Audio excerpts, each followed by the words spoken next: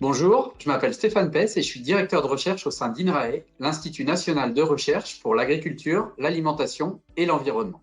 Avec mon équipe, nous évaluons l'impact des contaminants chimiques, comme les pesticides ou les substances pharmaceutiques, sur la qualité écologique et le fonctionnement des milieux aquatiques. Pour cela, nous étudions la biodiversité et l'activité biologique des communautés de micro-organismes qui vivent dans les eaux de surface et les sédiments de lacs et de rivières qui sont exposés à des niveaux variables de contamination. Ces milieux aquatiques continentaux abritent une diversité biologique extrêmement importante puisqu'ils sont le lieu de vie de plusieurs dizaines de milliers d'espèces connues. Des micro-organismes, invisibles à l'œil nu, aux macro-organismes comme les crustacés ou les poissons, en passant par les algues et les plantes. Bien qu'il soit difficile de définir un bon état de la biodiversité, il est aujourd'hui prouvé que celle-ci subit une forte érosion dans les milieux aquatiques continentaux. Les équilibres sur lesquels repose la biodiversité sont fragilisés par l'ensemble des pressions que subissent les milieux aquatiques continentaux, du fait notamment du changement climatique et de l'activité humaine. Certaines de ces pressions sont visibles, comme par exemple la multiplication des phénomènes d'assèchement ou au contraire de crues, la hausse brutale et de plus en plus fréquente des températures, ou encore l'accumulation de déchets tels que les plastiques. Mais les déchets visibles ne sont pas les seuls contaminants des milieux aquatiques. De nombreuses substances chimiques, invisibles et toxiques, sont présentes dans ces milieux. On parle alors de micropolluants. Ce terme regroupe plusieurs familles, telles que les pesticides, les substances médicamenteuses, les détergents, les cosmétiques, ou encore des éléments traces métalliques comme le plomb ou le cuivre, pour ne citer que ces quelques exemples. Ces micropolluants ne sont souvent détectés qu'à des doses très faibles dans les milieux aquatiques, avec des concentrations de l'ordre du microgramme par litre, voire du nanogramme par litre. Cela correspond à peine à l'équivalent d'un morceau de sucre dissous dans le volume d'une piscine olympique. La présence prolongée de micropolluants à très faible dose peut impacter les organismes aquatiques qui y sont exposés.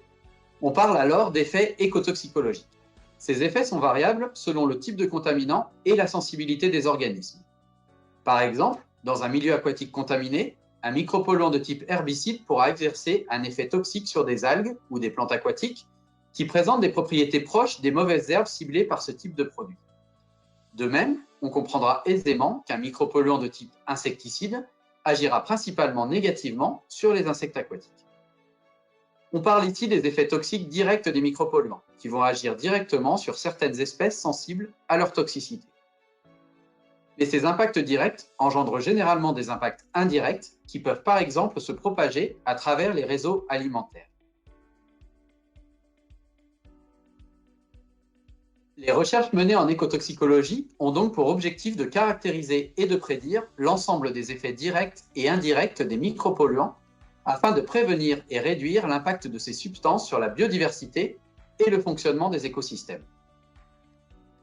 Ces recherches doivent intégrer tant que possible la complexité des milieux aquatiques, qui sont souvent confrontés à d'autres pressions environnementales, comme celles que nous avons mentionnées précédemment.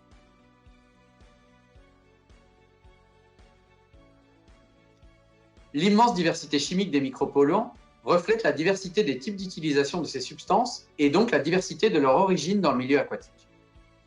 Selon leur domaine d'utilisation, agricole, industriel, domestique ou encore médicaux, les micropolluants vont être transférés dans les milieux aquatiques, soit à partir d'une zone de rejet bien identifiée et localisée, comme par exemple à la sortie des stations d'épuration, soit à partir d'apports plus étendus, comme c'est le cas en particulier pour les substances utilisées en agriculture. Réduire la contamination des milieux aquatiques par les micropolluants est donc l'affaire de tous. Il existe bien évidemment des mesures à grande échelle, telles que la réduction et l'amélioration de l'usage des pesticides, l'amélioration de l'efficacité des stations d'épuration, ou encore le développement d'aménagements territoriaux qui permettent de réduire les transferts vers les milieux aquatiques, comme la mise en place de haies ou de zones tampons.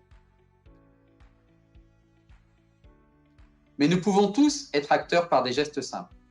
Nous pouvons par exemple privilégier l'utilisation de produits naturels ou à faible impact environnemental, ou encore veiller à bien respecter les consignes de tri et de recyclage de nos déchets chimiques, tels que les médicaments et les produits ménagers. C'est la somme de tous ces efforts qui permettra de réduire la pollution des milieux aquatiques par les micropolluants.